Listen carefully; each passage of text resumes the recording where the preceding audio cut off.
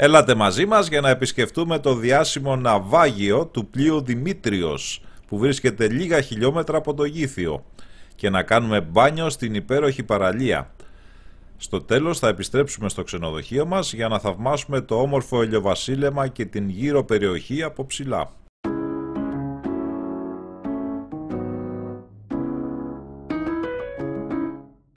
Φεύγοντας από την πόλη του Γηθίου, ακολουθούμε το δρόμο που πηγαίνει στη Σκάλα.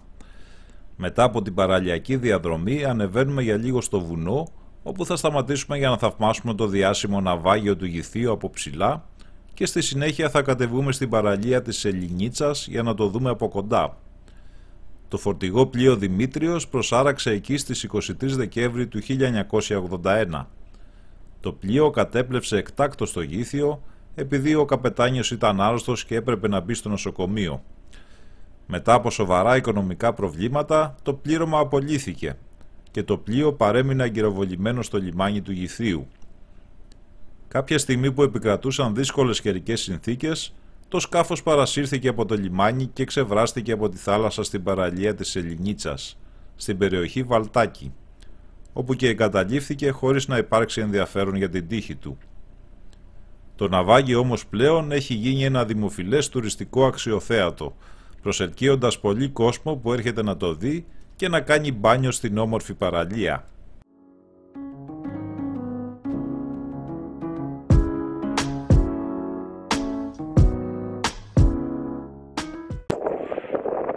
Εδώ είναι το ναυάγιο του Γηθίου, το πλοίο Δημήτριος.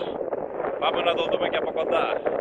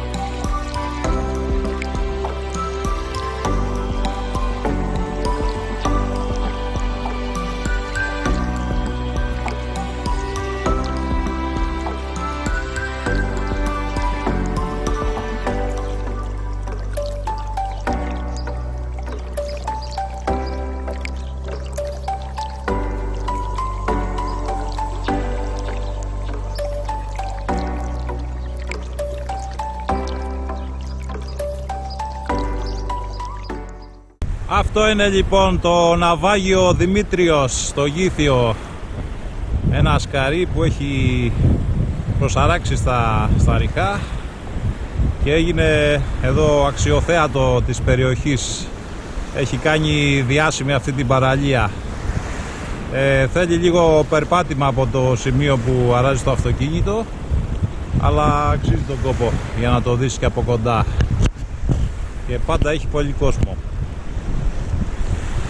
Εδώ στην παραλία γεννάνε και θαλάσσιες χελώνες, οπότε σε κάποια σημεία έχουν προστατέψει τα αυγά τους. Έχουν βάλει ένα ειδικό διχτάκι.